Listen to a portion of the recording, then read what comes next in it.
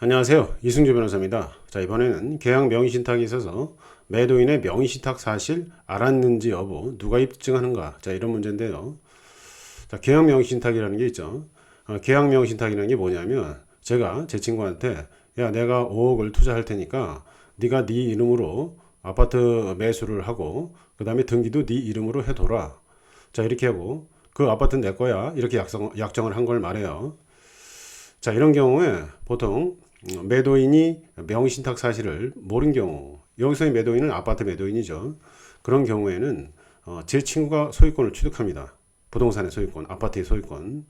예를 들어서 제가 5억 원을 투자했는데 제 친구가 부동산의 소유권을 취득한다면 보통 예를 들어서 한 10억으로 점프를 했다. 부동산 가격이 5억으로 샀는데 10억이 됐단 말이죠.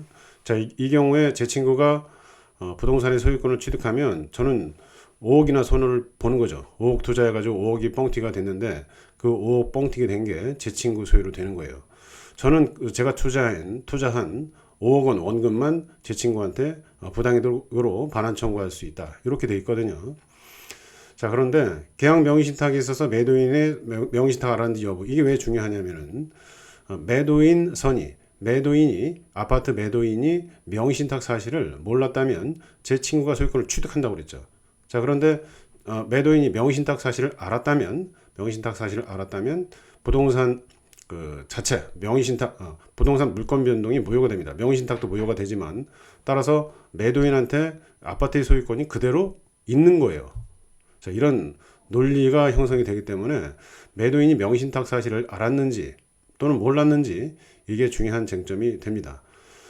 여기서 누가 매도인 알았는지 몰랐는지 이거에 대한 입증은 누구한테 부담이 되는가 이게 중요한 거죠. 그래서 자, 이런 것들은 이제 어떤 게 보통 이제 매도인이 소송 당사자가 아닌 경우에 이거를 누가 입증해야 되는지에 따라서 뭐 매도인을 불러야 되는지 증인으로 불러야 되는지 이런 게 고민이 됩니다.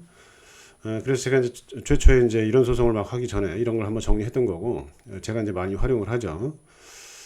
자, 이거 같은 경우에는 이제 계약 명의신탁, 그 다음에 매도인 선의 이런 경우에는 수탁자인 제 친구가 소유권을 취득하기 때문에 신탁자가 보통 부동산 자체를 찾아오려고 소송을 하는데 명의신탁이라는 말을 잘 안 하고 소송을 하십니다. 그냥 신탁자가 법원에 소장을 낼 때는 계약 명의신탁이다 이런 얘기를 안 하고 저와 제 친구가 해당 부동산 아파트에 대해서 이전 등기를 하기로 약정을 했는데 제 친구가 약속을 어기고 있다 이러면서 약속에 따른 소유권 이전 등기 청구를 하거나 아니면은 부동산 아파트를 팔아서 10억을 팔아서 10억 원에 팔아서 제가 5억을 투자했지만 10억 원에 팔아서 10억 원을 나한테 온전히 전부 주겠다고 약속을 했는데 그 약속을 위반하고 있다 라면서 10억 원을 청구하는 이런 소송을 합니다.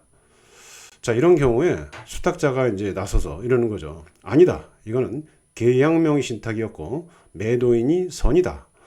계약명의 신탁 사실을 매도인이 알 수가 없는 구조다. 이러면서 소유권을 내가 확정적으로 취득했고 그런 약정도 한 적이 없다. 가정적으로 그런 약정이 했다고 하더라도 무효다. 이렇게 주장을 합니다. 이때 처분대금 반환 약정, 명의신탁 사실이 있었는데 그 부동산 해당 아파트를 팔아서 판 돈 10억을 저한테 주는 약정 이게 무효라고 봅니다.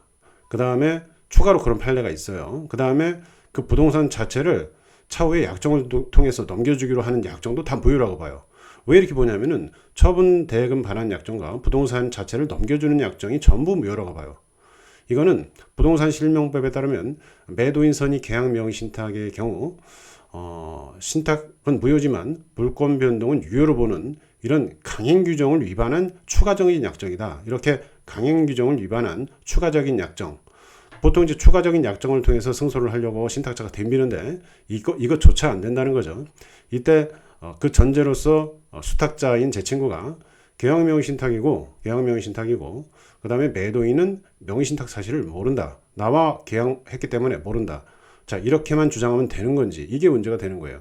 내가 매도인이 선이라는 것을 제 친구가 수탁자인 제 친구가 매도인이 선이라는 것까지 입증해야 되는지 그것까지 입증해야 된다면은 제 친구가 이기는 게 만만치가 않아지는 건데 그것까지 입증할 필요는 없다라는 게 지금 법원 견해입니다. 자, 결국은 매도인의 선의는 사실상 추정되는 그런 꼴이 됐고요. 계약 명의 신탁이다. 제 친구는 그렇게 주장하고 그 다음에 명의자가 본인인 거 이런 거 주장하고 그 다음에 투자 받은 거야 뭐 그건 다 얘기를 할 거고 그래서 소유권은 제 친구가 내 거다 이렇게 주장을 하면 제가 진다는 거죠. 자, 제가 이제 아까 말씀드린 것처럼 매도인 선이 계약 명의 신탁이긴 한데 차후에 그 부동산을 팔아서 나한테 주기로 한 거 이걸 갖고 들어가도 패소하고 그 다음에 계약 명의 신탁이고 매도인 선이라서 수탁자인 제 친구가 소유권 취득하는데 그거 맞는데 그 부동산 자체를 나한테 추가로 넘기기로 한 약정이 있다. 이걸 근거로 들어가도 또 패소한다는 거예요. 왜냐? 수탁자가 소유권을 취득하는 이거는 강행 규정이라는 거고 이 위반돼서 탈법적인 약정들은 전부 무효라는 취지입니다. 지금 말씀드린 거는 아마 제가 또 추가적으로 많이 말씀드릴 거고 재판에서 상당히 많이 쟁점이 되고요. 그렇습니다. 그래서 자, 이번에는 제 책 부동산 분쟁 쟁점 2판 399쪽에 나오는 계약 명의 신탁에 있어 매도인의 선의 악에 대한 입증 책임 문제에 대해서 알아봤습니다. 감사합니다.